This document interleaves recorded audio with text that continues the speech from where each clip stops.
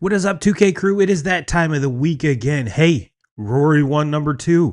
We're going to talk a little bit about that, put a little bow on the Masters. We're going to be talking about a whole lot of baseball, got a couple little NFL news tidbits. We're not going to get into the draft tonight or give you my mock draft because I'm not that good at it. So let's just leave that to the professionals. But I do have a couple little tidbits I want to get to, and we're going to be talking about Kevin McGonigle, the Detroit Tigers newly signed star. What does that mean for the Tigers?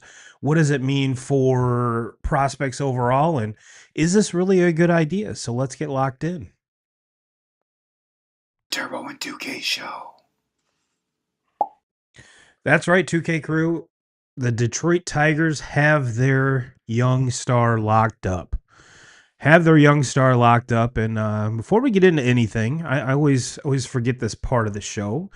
Thank you guys and gals for watching each and every week. For whether you're watching over on Twitter, Facebook, or our YouTube page, or if you're listening in the true OGs, the audio side, whether you have us in your ears on the treadmill, or if you're in the car. We appreciate each and every one of you. Go ahead and give us a follow, give us a like, hit that subscribe button, ring the bell so you can get notifications every time we go live. I appreciate each and every one of you. like I said, out the jump. Normally this is the time of year when most sports shows are talking about the NFL draft, and most of it. I mean, as a Notre Dame fan, this should be a huge time for me. We got two of the. Oh, let's go.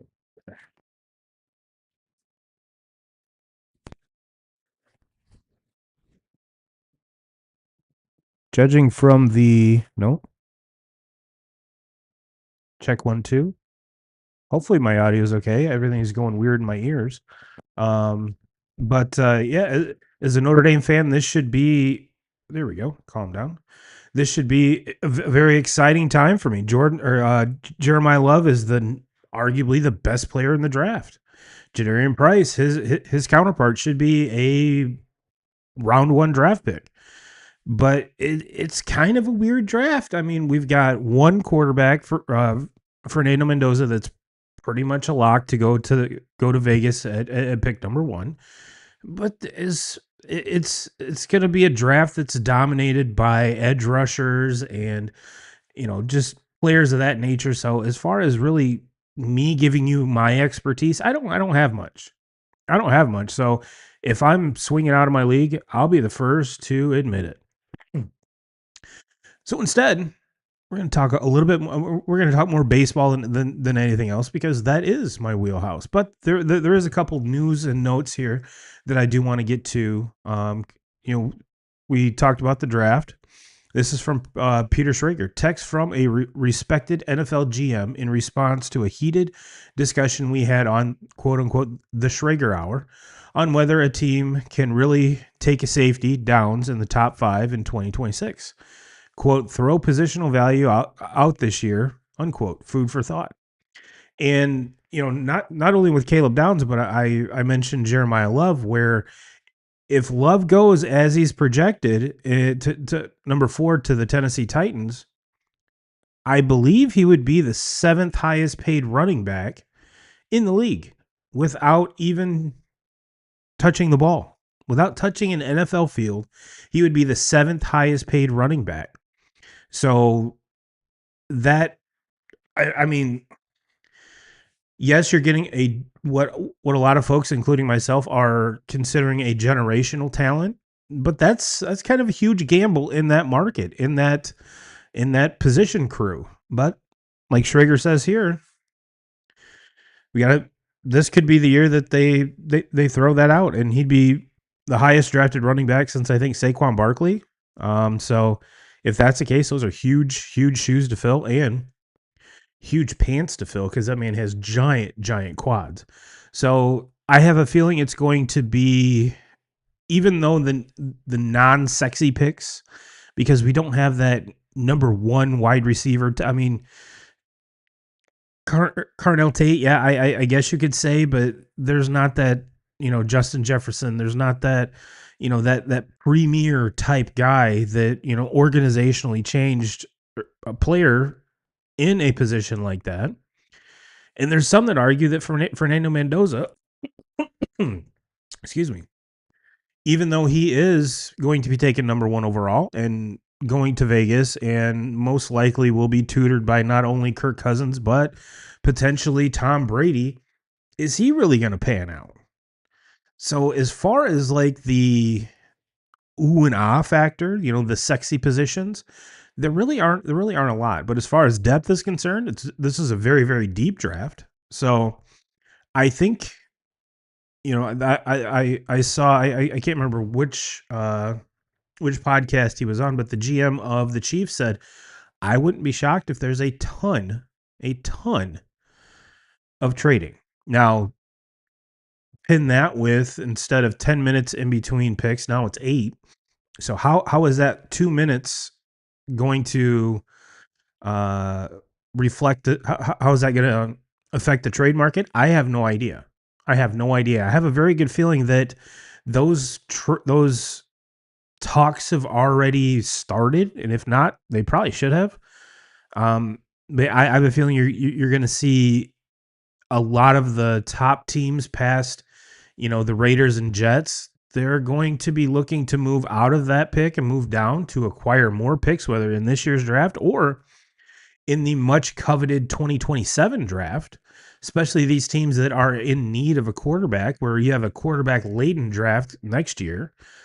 So are we going to see a lot of trades? I hope so. I hope so. I love an exciting draft. I love watching the draft period. I will be watching it, but as far as giving you my expertise, nope. Nope, not this year. Not this year. But let's talk about someone that was in the draft last year. This is coming. Nope, not that's the wrong one. It's coming from Evan Sidri. The Jaguars are officially making Travis Hunter a full-time cornerback per at Rap Sheet. Hunter will have some gadget plays on offense, but no longer the 50-50 split as he did winning the Heisman at Colorado. Now, this is you could take this one of two ways. Either he was a very good corner and he was a very good receiver. And the likelihood of him playing both for a long period of time in the NFL was highly doubtful. So, did we all expect this to kind of happen in year 2? No. No, I mean, people were talking about him like being the Shohei Ohtani of the NFL. And I think given that the Jags put a lot of money in, not a lot of money, but a lot of capital to go up and get him at number 2 last year, and see him go down last year and didn't finish the season was rather concerning, considering this team actually turned a corner and ended up playing very, very well last year. So is it a stretch to put that much capital behind drafting this kid, knowing that potentially down the road you're going to have to make him a one-way player?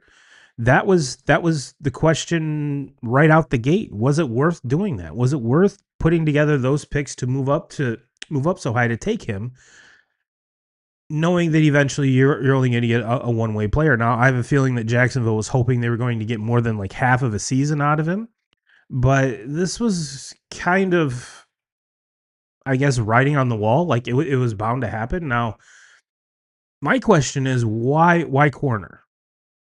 And they see him day in and day out, whereas you and I don't.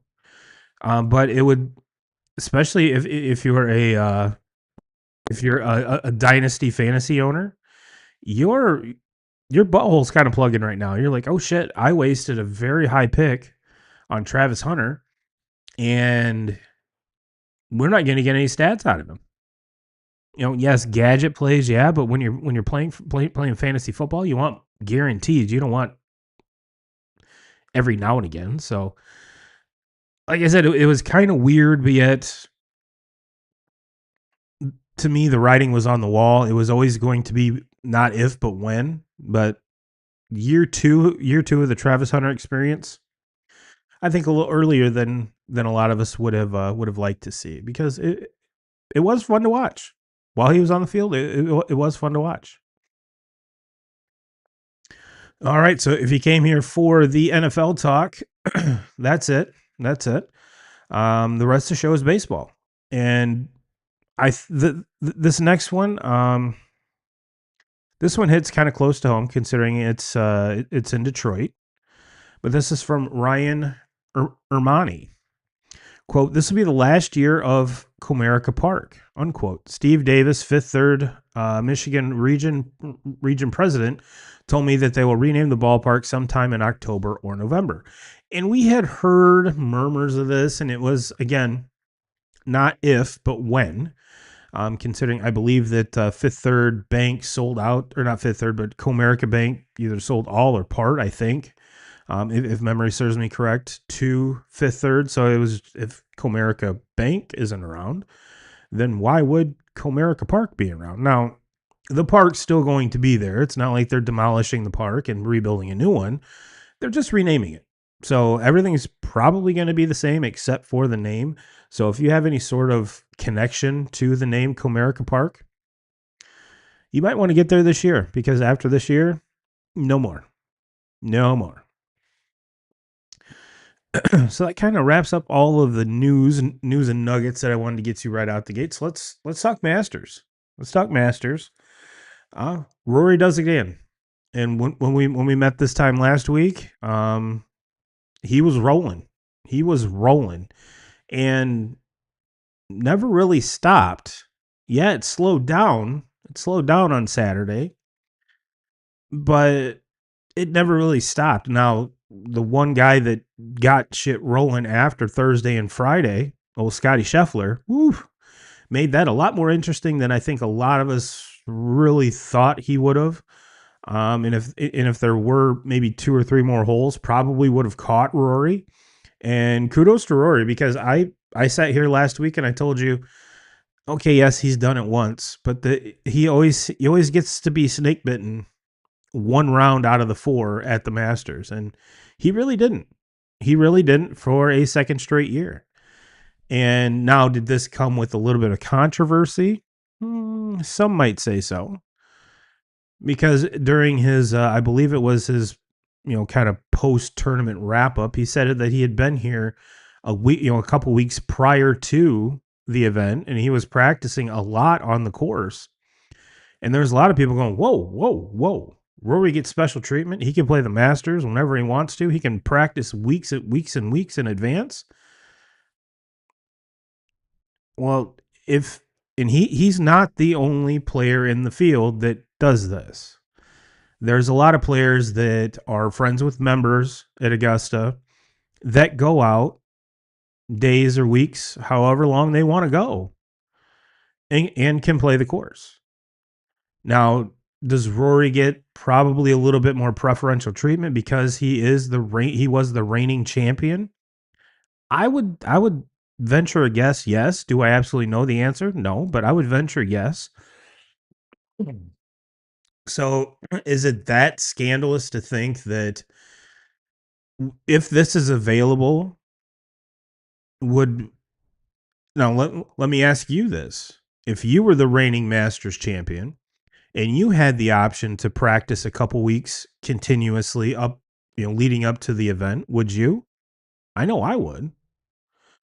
Especially with over a $4 million purse and a chance to be in a very exclusive 2-time Masters champion winner. Yeah. Yeah. I would do this at any one of the any one of the majors, not let alone the Masters, but the Masters is the only one that's held at the same spot continuously year after year after year. So it might be a little easier to kind of get that, even though the players know where all of these events are a couple years in advance, but it is what it is. I'm just saying, is it noteworthy that he was there a few weeks ahead of time practicing? No. Don't you think that wouldn't all of the members want to play with Rory? Yeah. Yeah, I would think so. So is it a groundbreaking thing? Is it that outlandish? No. No. Did the media blow it completely out of proportion? I believe so. I know, shocker, the media blows things out of proportion. That never happens. That never happens at all. But here's a little tidbit, a little takeaway from Rory's most recent Masters win. This is from Sleeper. Rory McIlroy has won 2 Masters since the Jets have had their last interception. Hmm. So yeah, Jets win an entire season last season without an interception. It blows my mind that an NFL defense can do that. Especially an NFL defense that for part of the year had Sauce Gardner on it, a healthy Sauce Gardner. And with Aaron Glenn, who is a defensive minded head coach. Kind of weird. Kind of weird. But just goes to show you Rory's really, really good. The Jets are really, really bad. So I didn't want to get too far into the weeds with the Masters talk because it's been over since Sunday. Today's Thursday. So pretty much all of the angles have already been talked about. I just wanted to hit it, highlight a couple of them. So let's talk some baseball, shall we? I didn't mention it in the open. I have an updated power rankings, a much shuffled power rankings. So let's get to some let's just talk about some baseball stats here. This is from Dan Clark. This is one of the wildest stats in baseball right now. Mason Miller's ERA plus with the Padres indicates his performance is 659% better than a league average pitcher adjusted for ballpark factors. This season so far, he's thrown. No, this is since since he got traded to the Padres. 31 and 2/3 innings, 65 strikeouts, 0.57 ERA, and an ERA plus of 759. Like Dan mentioned, a normal league average pitcher is their ERA plus is 100. So this is absolutely bananas. Absolutely bananas. So we'll touch on Mason here in a little bit. He was he was dealt at the trade deadline from the Oakland A's to the San Diego Padres. I'm sure the Padres fans are loving every minute of that. But what the A's got in return, I think I think A's fans are going to be relatively happy with what they got. So let's talk about a gentleman who came out of the gates with the St. Louis Cardinals and was one of the better rookies a couple years ago.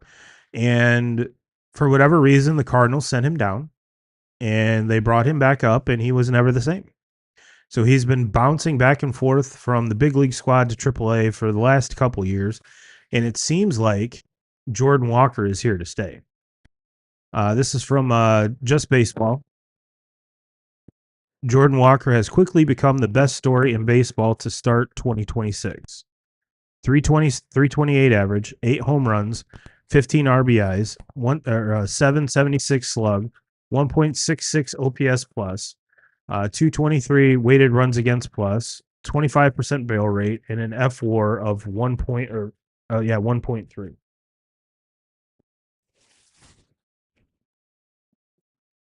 Give me 1 second here.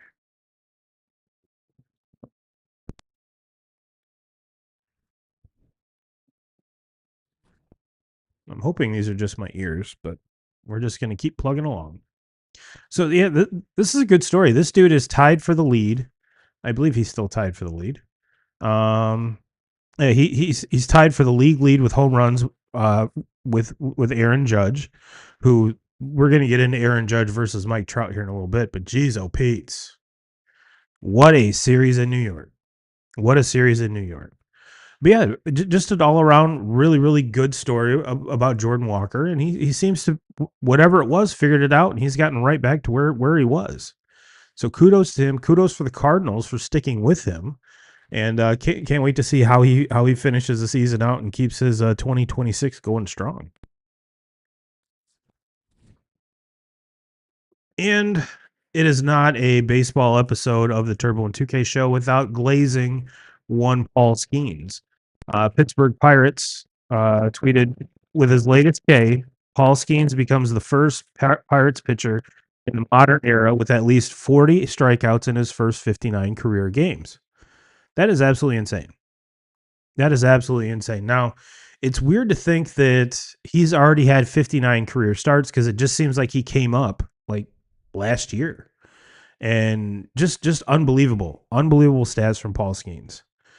And if that doesn't blow your mind, look at this. This is from Chance Libo. Granted, this is from 3 days ago, so these stats might be a little old, but regardless, this is absolutely insane. The Royals have played 16 games. Bobby Witt Jr. has reached base 28 times. He leads the league in stolen bases. Bobby Witt Jr. has touched home once all season. Hashtag fountains up. Let that sink in for a little bit. 16 games, reached base 28 times, leads the league in stolen bases, and has touched home once. Not a stat you really want to see if you are a Royals fan. But, and probably one of the reasons why they're under 500 right now. So, but yeah, Bobby Witt has not been the reason why the Royals have kind of come out of the gate a little shaky. So let's since we're talking baseball, before we get into our main subject here about the kind of the youth movement here in Major League Baseball, let's take a look at a couple guys that have been in the league for quite a while. Mike Trout, Aaron Judge. What an absolute performance in the Bronx. I believe Judge hit 4 home runs during that series, and going into today, him and Trout were tied both with four home runs in the series, and Trout hit one today, and the Angels split the series with the Yankees with 2. I believe the first game was a walk-off wild pitch that the Yankees scored on, and today was kind of a wild scene too. So it's not like the Angels were out of any of these games, I believe. So what a wild scene. And what kind of scares me the most is, as a baseball fan, most baseball fans you're either one or two clubs here. Either you're a diehard Yankees fan or you hate the Yankees, and I fall into the latter. And it's always been that the rumor or kind of the fear that, oh yeah, Mike Trout going to get traded one day to the Yankees. I tell you what, folks, if that day comes, if that day was tomorrow when Mike Trout was traded to the Yankees, geez, oh Pete's. Whether it's the ballpark or whether it's the Yankees pitching staff, Mike Trout is, if he could face that staff in that ballpark 162 times, man, oh man. But the long and short of it is that this is good for whenever Mike Trout is healthy. It's good for baseball. It's excellent for baseball, and it's good to see him back now. Thankfully, rewinding to before this series, he was on third base and got hit with a foul ball. He got hit with a foul ball while on third base. Check yet another box of potential weird shit that could happen to Mike Trout. Thankfully, he didn't miss any time, and as we saw in this game, really hasn't skipped a beat. So I'm very grateful for that. But you would think hitting 5 home runs in a series puts you kind of into some rarefied air. So let's take a look.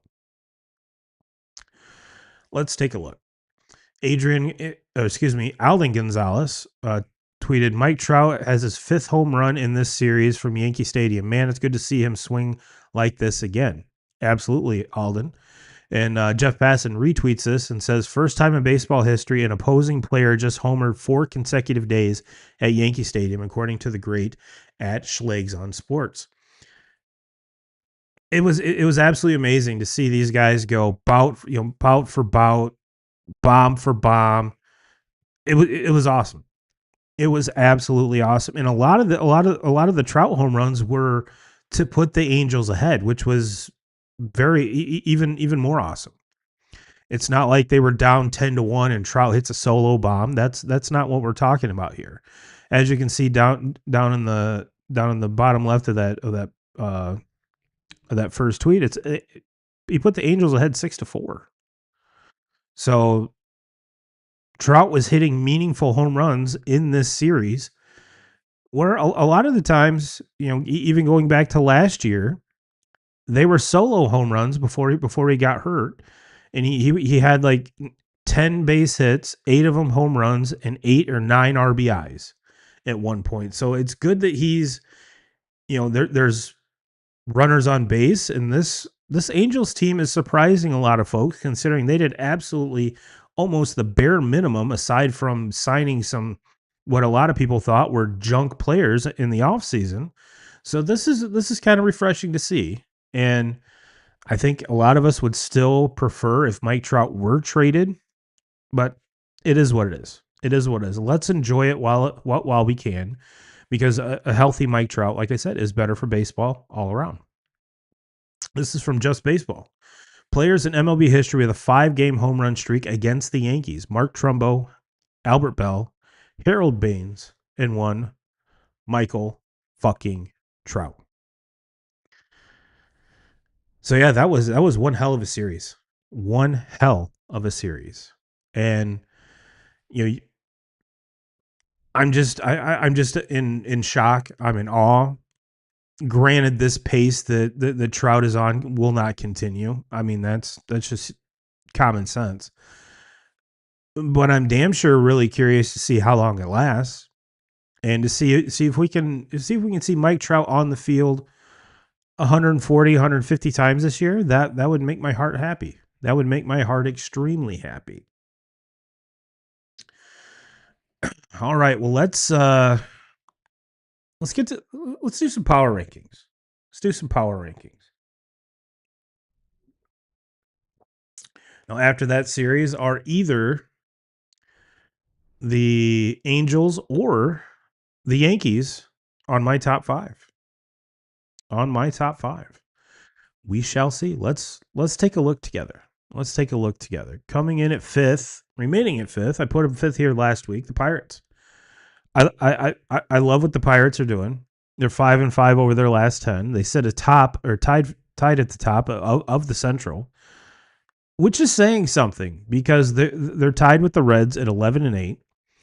Behind them, the Cardinals and Brewers are tied at 10-8, with the Cubs at 9-9.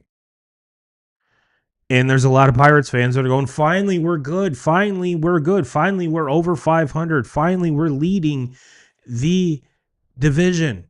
Why in the hell is everyone in the division good? Why? It's one of those things that it's got to be a Pirates jinx, I guess.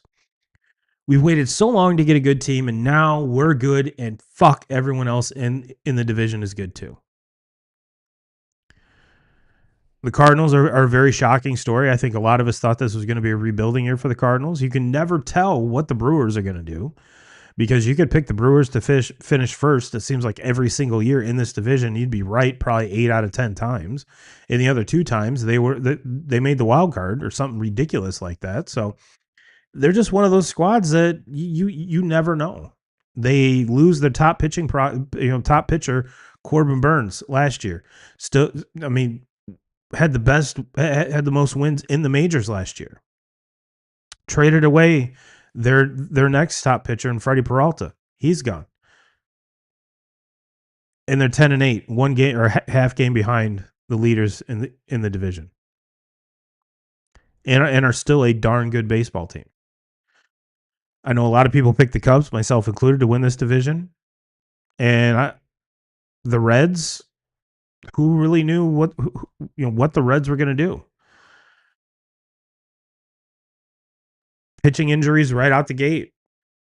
How long are they going to be down? Who's going to step up? What is this rotation going to look like? For the first time in a long time last year, we could say that the rotation of the Reds was the stronghold of the team. Where I can't remember the last time we could have said that. And then you go to the Pirates, that dominating starting pitching, even though Paul Skeens did have like a 67.5 ERA after his first start. It's a little bit lower now. But the offense has been kind of the extreme surprise with the Pirates. And check this out. Speaking of the Pirates, this is from Dan Zangrelli. Pitchers starting or Pirates starting pitchers ERA 2026. Carmen Meldonski. Sorry, Carmen, butchered your last name. Do apologize. 1.77. Braxton Ashcraft 2.12. Mitch Keller 2.86. Bubba Chandler 3.86. And the weak link Paul Skeens at 4.0. Now, mind you, same Paul Skeens had like a 67.5 ERA in his first start. It's been very, very stingy since then. So, will Paul Skeens get back to below 3 to a 2.5? Yes, yes. Will he get below a 2 this season? I I'd tell you no, but it's Paul Skeens. You never know. Fourth. I've the Braves remain at number 4, and they sit atop the AL East at 12-7, and they have the second best record in baseball. Yep, second best record in baseball, only behind the Dodgers with 14 wins. The Braves have 12 wins. The Braves have the best team, or did the last time I checked, the best team ERA in baseball, without a handful of really, really good starters. Spencer Strider hasn't thrown a pitch yet. There's a lot of their starting staff that has not thrown a pitch yet. And here they are, 12-7. Excuse me. And with a 3-game lead over the Marlins at 9-10 and the Nats at 9-10. Now, I think a lot of us realize that, the Phillies at some point have to wake up at 8-10, and the Mets have been absolutely atrocious. They've lost their last 8, and they're 2-8 in their last 10. Whereas the Braves have won 2 and are 6-4 in their last 10. So Braves are real. Now, how far can they go? I think is what a lot of us are kind of watching and waiting, I guess. But Walt Weiss has the boys buzzing. That pitching staff's amazing. So we'll see how long it lasts. And a surprise coming in at number 3 with the Twins, your AL Central leading Minnesota Twins. And you would think that, this is the same Twins team that sold half of their team at the trade deadline last year, with the exception of Joe Ryan. So for any of us to think this team was going to do anything in 2026, let alone be 11-8 and 8-2 in their last 10 right now, come on. They're one game up of the Tigers, who are 10-9, and the Guardians are 10-9. And Royals are 7-12, like we talked about with the Bobby Witt piece. But this Twins team is on a roll to start the season. And again, another one of those teams. They're third in the power rankings as of April 16th. How long will they cling into this into the top 5? That is the question. And coming in at number 2, Tampa Bay Rays, 11-7 atop the AL East. 1.5 games ahead of the Yankees, who are 10-9. Again, Rays are playing fantastic baseball. Winners of eight of their last 10. And again, another team that didn't do a whole lot in the offseason. Didn't do a whole lot at all. But Tampa's one of those teams. It's like, all right, well, as soon as you count them out, or as soon as you overlook them because of this loaded AL East with the Yankees, Orioles, Blue Jays, and the disappointing Red Sox, which the Red Sox are tied with the Blue Jays, and both of those teams have underperformed drastically. Excuse me. So, did anyone think that the Rays would be leading the division at all this year? The answer is no. So the fact that they are leading the division, even though it's, like I said, April 16th, you have to give them kudos when you can, because, again, I need to see more of this team. What's the longevity look like? One would think it's only a matter of time before the Yankees pick it up. They're a much better team than 10-9. The Blue Jays and Red Sox are both better than 7-11. So, and the Orioles have been the surprise. I mean, kind of the most surprising team out of the AL East, considering they really didn't do anything. They didn't do anything at all. So for them to be 500, there was a lot of people that were arguing back and forth whether the Orioles or the Rays are going to finish dead last in this division. So for both of them to not only be over 500, but the Rays to be leading the division, I love it. I love it. And still at number one, the Dodgers, the best record in baseball, 14-4, and I believe the best run differential in baseball at plus 46. The Braves are number two at plus 44. Oddly enough, Tampa, sitting at number two here, has a run differential of 0. Let that sink in. Yankees only have a plus 10. Only have a plus 10. But yeah, the Dodgers are the Dodgers. I mean, they're the king of the hill until someone knocks them off, I guess. And they're 14-4, for Christ's sake. How could you not put them at number one? They have not only the best hitter, but one of the best pitchers. Dude just gave up his first run last night. So they're a tough team. They're a tough team. And we all saw this coming. We all saw this coming. Couple notable mentions that did not make the list here. The Padres are 9-1 in their last 10, winners of 7 in a row, and the Detroit Tigers. Granted, they're 6-4 in their last 10, but they've won 6 in a row. Again, with a walk-off after multiple rain delays today. So kudos to the Tigers. And here's a graphic that shows it. So I'm talking baseball. The first place teams in the American League, Twins, Rays, and now the A's are tied with the Rangers at 10-9 in the West.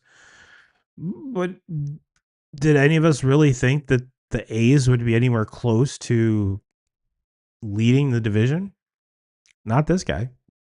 Not this guy. All right, so that's been our power rankings. Let me know who I missed, who you absolutely hate there, and who you love. Who you love. So Tigers fans, you have to be elated.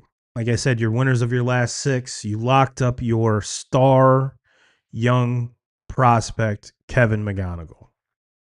So let's take a look at it. Let's take a look at what actually happened here. This is from Baseball America. Kevin McGonigle has agreed to an 8-year, $150 million extension with the Tigers by Robert Murphy. That's the biggest extension signed by a prospect ever. He broke Connor Griffin's record of $140 million from a week ago. Now, if you joined us last week, there was plenty of Connor Griffin glazing last week, but it's rightfully deserved.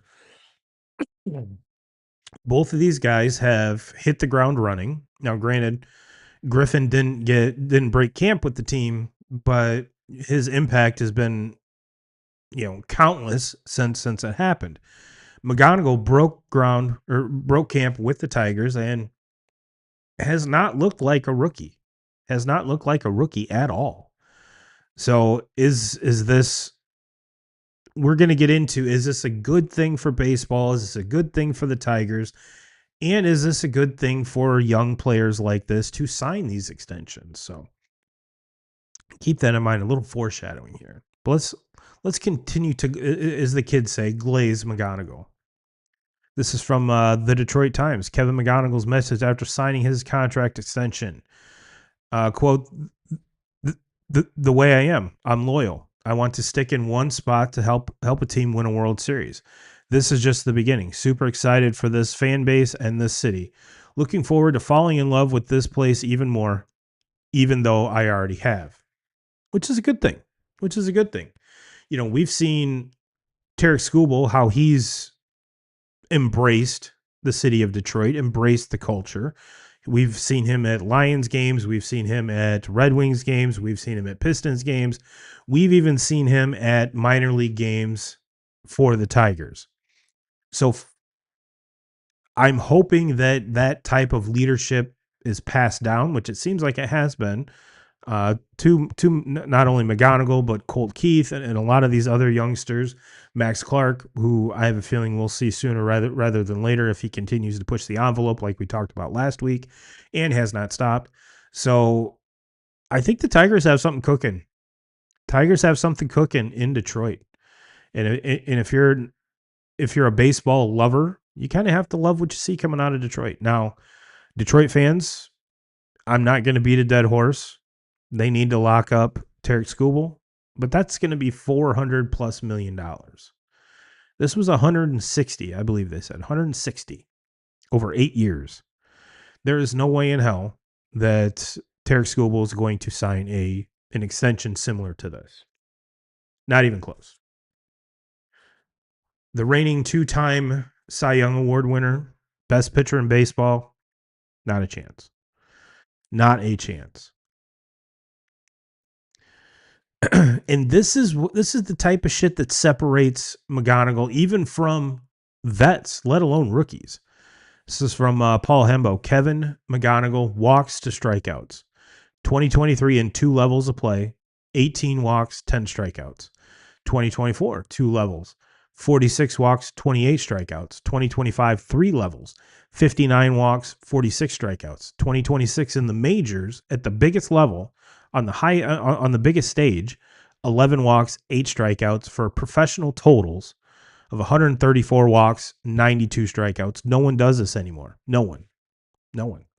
In the age of the strikeout, this does not happen, let alone to a guy his age. And I'm not saying that that's the only key to his game, but the more you're on base, the better off you as a player and the team is going to be. The more on base you are is more opportunity for you and the team to score. I mean, that's just baseball 101. And like I mentioned, in this day and age when people are striking out 200-300 times a season, he's walking more than he's striking out. He's seeing the ball extremely well and playing amazing defense. So to lock him up is just a no-brainer. Absolute no-brainer. And I got one last one here before we get into kind of unwrap this a little bit. This is from Just Baseball. Players to sign extensions since opening day. Pete Crow Armstrong, 6 years, $115 million. Shane Baz, 5 years, $68 million. Nico Horner, 6 years, $141 million. Colt Emerson, 8 years, $95 million. Cooper Pratt, 8 years, $51 million. Connor Griffin, 9 years, $140 million. And Kevin McGonigle, 8 years, $150 million. Now, if you're a Cubs fan, those two gentlemen that you guys locked up in, prior to opening day have really not shown up to the dance yet. But time will tell, and as well as with a lot of these guys. And I know that Connor Griffin and Kevin McGonigle are kind of, the talk of the town, and everyone in baseball knows who they are. You're going to get to know who a lot of, Nico and PCA have been in the league for quite a while, but some of these guys haven't even made their debut yet, or if they have very limited service time. So them getting these numbers, I think more baseball fans and probably the entire baseball realm is going to know who they are. Going to know who they are. So let's talk a little bit more about some of these early contract extensions. Now, some are good, some are bad. And I think one of the biggest pushbacks a lot of folks are going to say is you're giving this kid a lot of money and he's not showed us anything. In the case of Kevin McGonigle, he had 21 days of MLB service and he's 21 years old. How much can he prove in that short amount of time? Now, here's the gamble. We kind of touched on this last week when we were talking about Connor Griffin.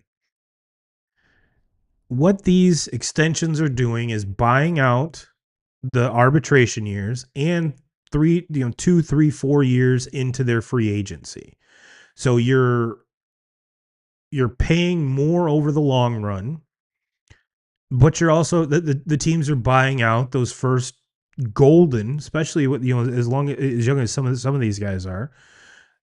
We saw what Juan Soto when he hit the market at 25, I believe it was 26, what his going rate was.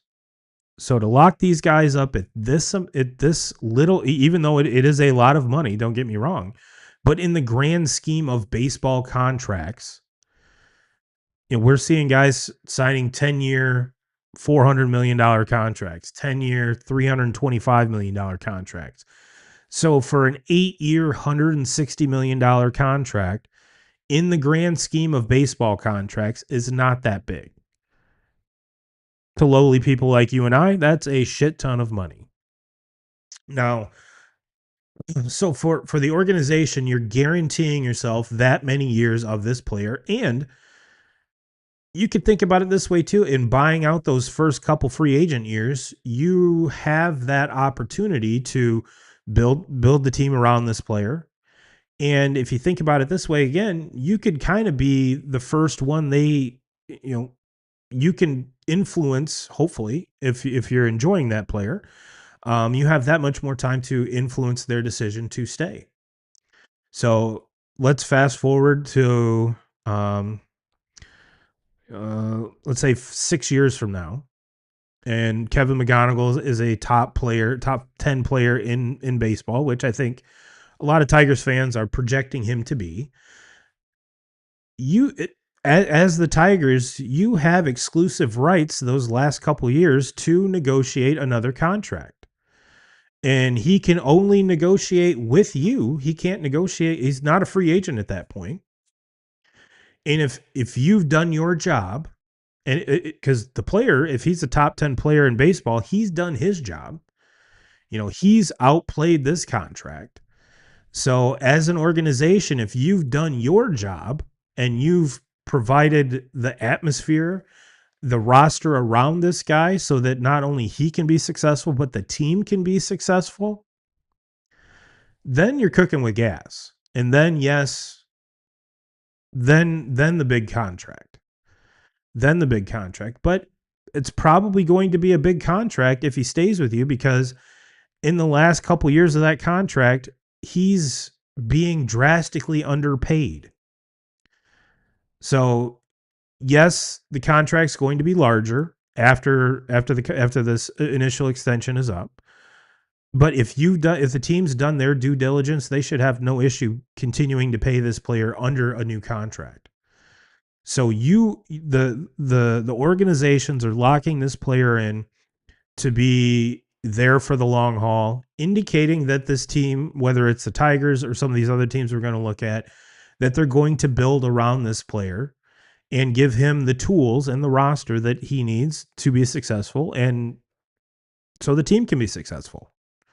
And when the player and the team work together and they're both successful, then life is good. Fans love it. And the likelihood of that player staying with that team increases. Now, we touched on Juan Soto. Juan Soto was, he was a national. He was a Nat. The Nationals traded him to the Padres to the Yankees. And when he finally got his opportunity to be in free agency, he took all advantages of it. Do I foresee the Tigers trading Kevin McGonigle in anywhere in the near future? Absolutely not. Absolutely not.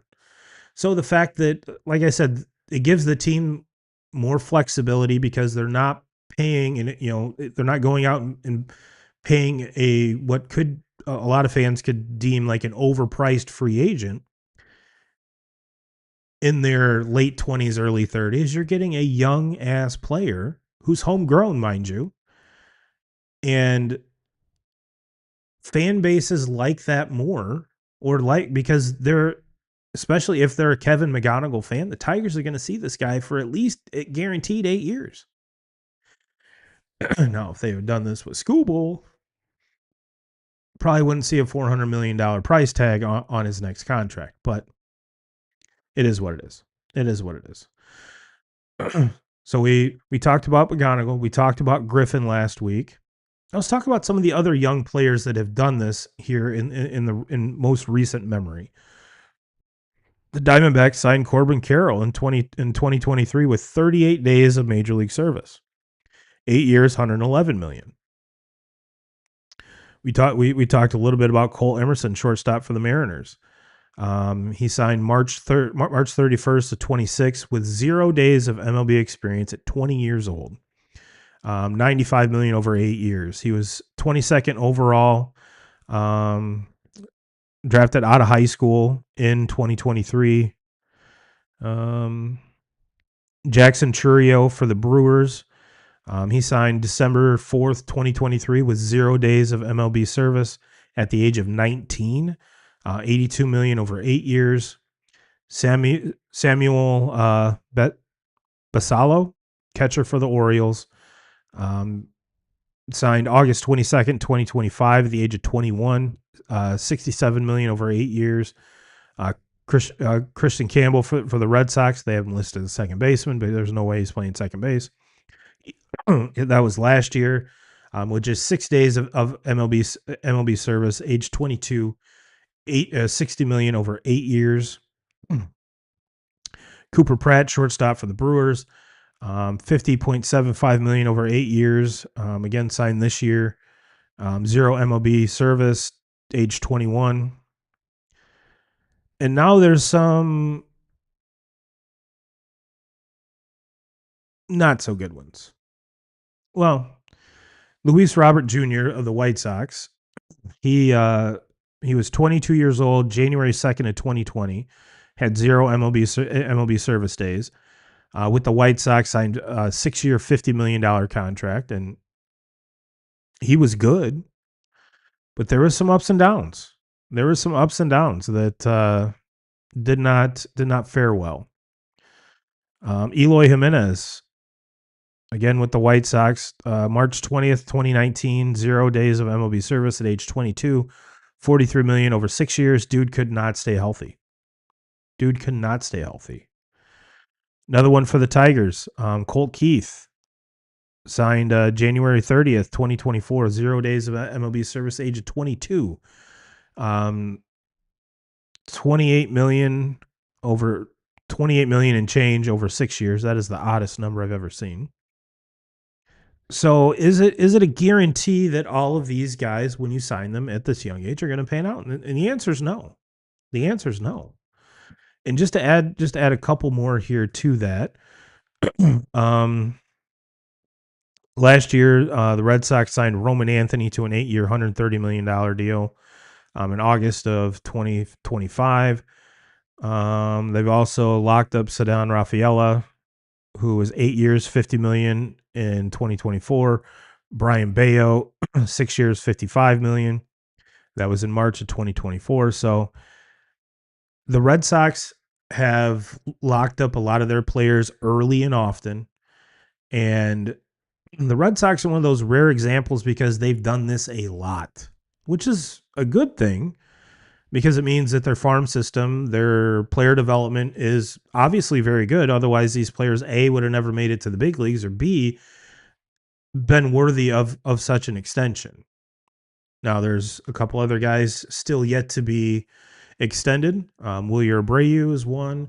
Marcelo Meyer is another. So, and they extended Garrett Crochet off of the trade from the White Sox last year. So, but when you have this young of a roster, then it comes into play, well, there has to be a vet in the room. There has to be someone that's been there, done that, which is why they went out and got Alex Bregman last year. And we're seeing that with on the start of this with Wilson Contreras for the Red Sox. So let's look at some other ones here that I kind of forgot about. They say these are the cautionary tales. Evan White for the Seattle Mariners, 6 years, $24 million in 2019. And the one I think is kind of the creme de la creme here. Let me get down here. Let's talk about Ronald Acuna Jr. He signed 8 years, $100 million with club option for 2 additional years. Signed April 2nd, 2019.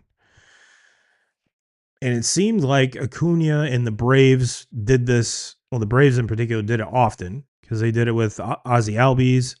They extended their third baseman. I can't. His name is right on the tip of my tongue, but I can't. Austin Riley. There we go. So there was they pretty much had a log jam of MLB talent that they've already extended that have come through their system. And the Red Sox are kind of at that point now. Now, well, we saw what the Braves did. The Braves broke through in 2020, won the World Series, and again, they did that without Acuna Jr. But look at the type of player that Acuna is, the production that he's given that team. Granted, some injuries, but for 8 years, $100 million, Acuna has far outplayed that contract. Far outplayed that contract. Multiple time All-Star, the only member of the 40 home run, 70 stolen base club, just an electric factory when he's on the field. But this was kind of, at least to my knowledge, kind of the start of that. Let's get these guys under contract very early. And like I said, this is, if you're just looking at it from a team aspect, yes, you're overpaying in the beginning for, you're buying out their arbitration years, so you have to make that worth it. And you also have to take into account that you're going to be paying a little bit more, or once you get to the free agent years, that's when you're getting off on the cheap, because like Acuna, he's probably a $35-40 million player this season. So for the Braves to have him at that discounted of a price is absolutely insane. So that's kind of where the teams are at now. For the players, I think, especially guys that sign with little to no major league service, it's got to be peace of mind. You're financially, you're set. If you never play an inning of baseball or a major league baseball, if you never make it onto the major league field, or if you do and it's only an abbreviated stint, and with injuries, you never know. So it's a gamble, yes.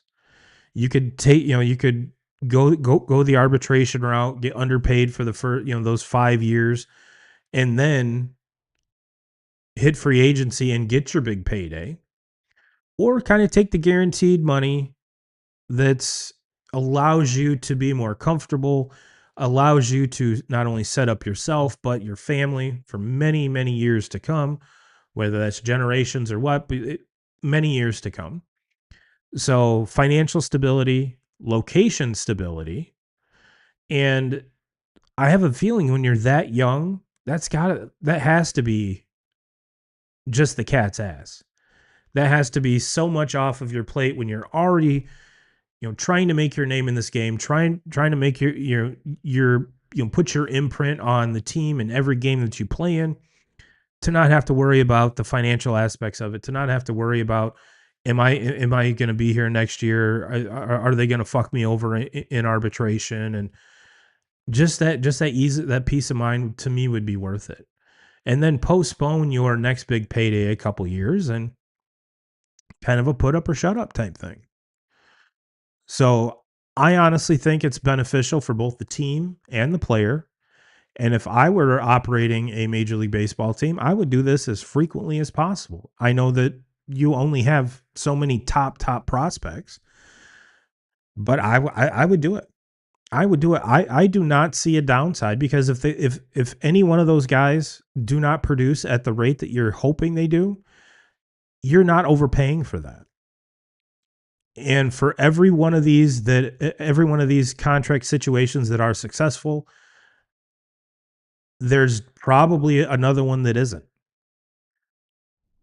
But it's not like the free agent market is a guaranteed slam dunk either, because unless it's a player like Juan Soto, like Vladdy Jr., that are entering into their free agency at a very young age, where even signing them to 10, 12 years, you're still getting all the prime years and maybe one or two when he starts to decline, not already been in the decline.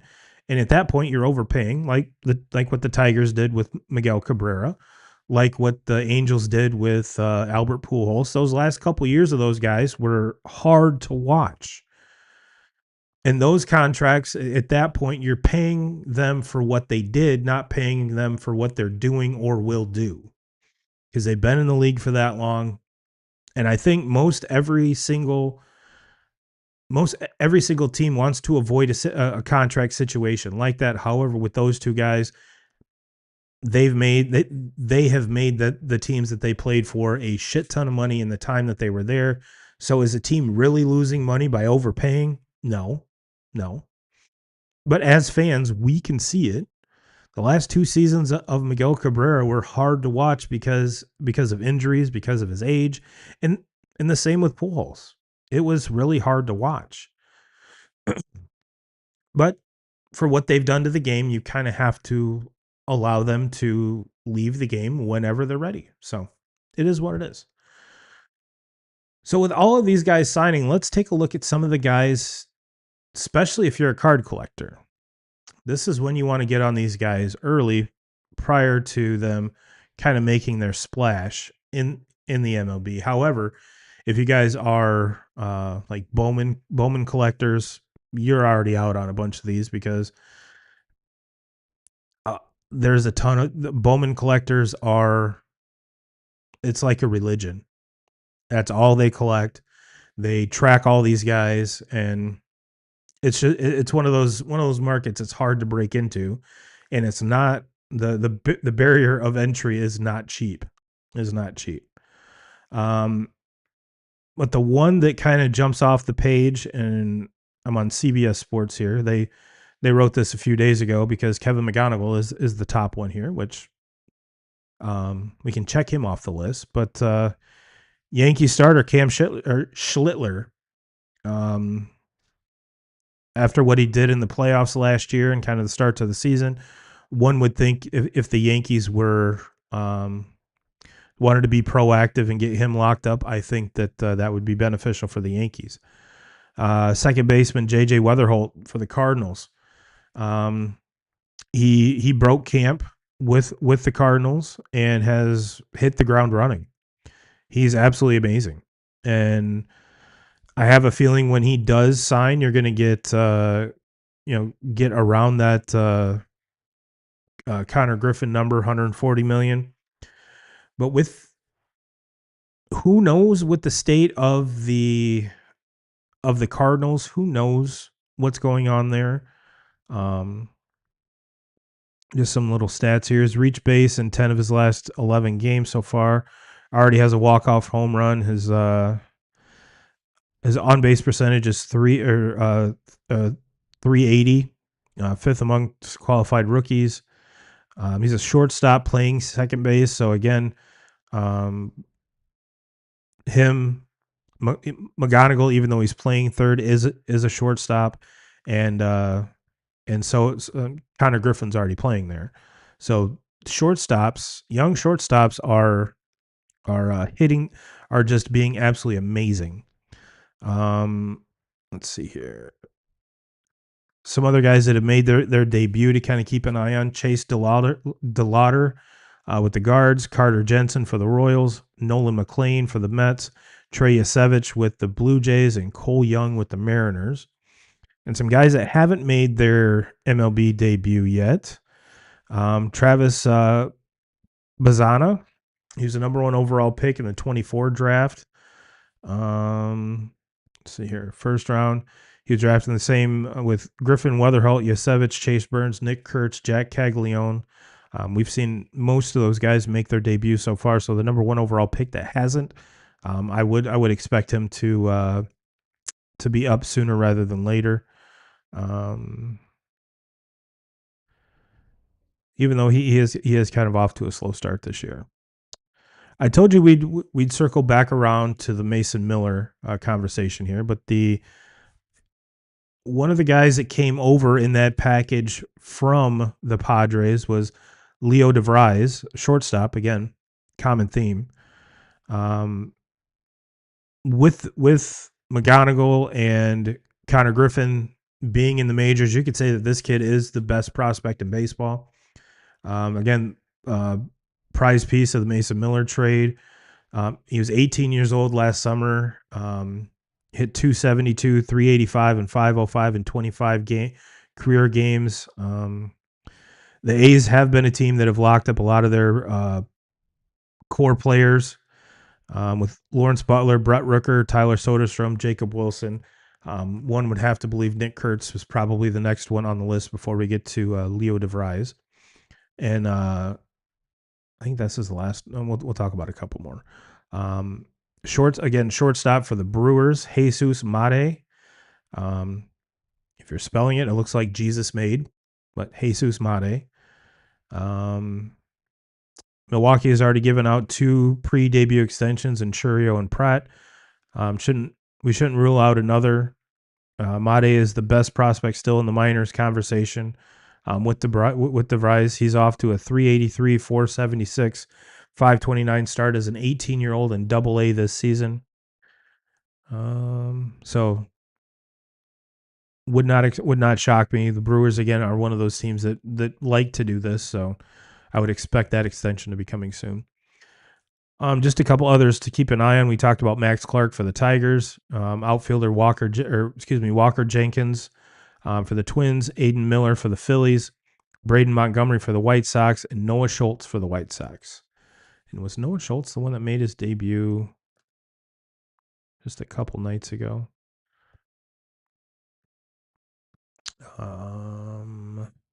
Game log. Don't believe so. Yes, he was. No, I might be thinking of somewhere else. Either way, there's a handful of kids that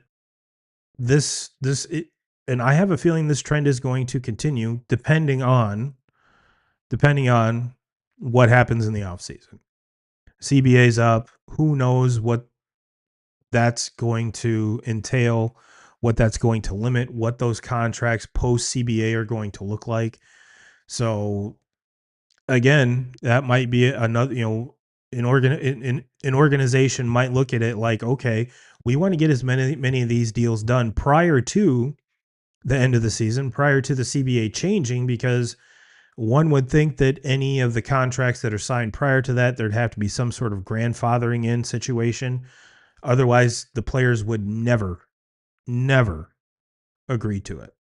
That every player has to have a renegotiated deal or some absolutely asinine after the new CBA.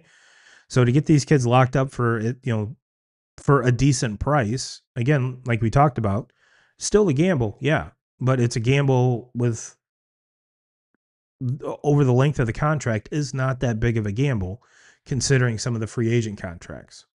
So it is what it is. I think it's a very smart way to do business in baseball. I think it's a very, you know, and we're seeing a lot of these players that are getting locked up are from successful and loaded farm teams. They know how to draft. They know how to develop players. So why not keep that train rolling? Keep everything rolling. Keep everything, doing the way, scouting, player development, coaching, everything like that has to be strong to get these players ready for the next level, whether that be A to double A to triple A to the majors. It all has to be as seamless as possible to make sure that these players are, the best prepared they can for Major League Baseball. And not only for themselves, so they can get paid, but the team, so the team can have success. So I think it's very advantageous for a team, especially if they do have, any of these, top 10, top 15 prospects in baseball, to lock them up sooner rather than later. Yeah. Especially once you get them up and you see kind of what they're working with. Yeah. Yeah. I but it's one of those things where you want to do it early enough to where their agent isn't going to be in their ear and say, "Nope, we want to wait. We want to wait. We want to wait. You're going to get a bigger payday. We want to wait." Scott Boras. We want to wait. So I not all of these guys are going to do this just because their agent or someone else is going to tell them. Just play out the arbitration years and then hit free agency and then get your big payday. And if if a player is going to, and which at that point really isn't betting on yourself, but it kind of is because taking you're saying I don't want this guaranteed money. I'd rather argue year in year out through my arbitration years and then hit free agency a couple years earlier than if I would have taken this guaranteed money. So is that betting on yourself? I kind of, I guess, kind of, but either way, I think this is a practice that if the CBA allows, I'll say it that way, if the CBA allows, will continue. And I think you're going to see a lot of organizations do this, and you're going to see these organizations be successful, especially if they have all the checks and balances in place prior to this player making a big splash in the big leagues, so that they're as ready and as polished as they can. And like I said, it's a testament not only for the player, but it's a testament to the team for getting the players ready to make their much anticipated debut and hit the ground running. So, well, 2K crew, that's about all I have for you this week. Next week, I guarantee we'll react to the draft. We'll react to the draft. I'm not saying I'll give letter grades to each one of the teams, but we'll talk about it. We'll talk about it. Everyone have a great week. I will see you next week. And as and always, Jim Rome, we're coming for you.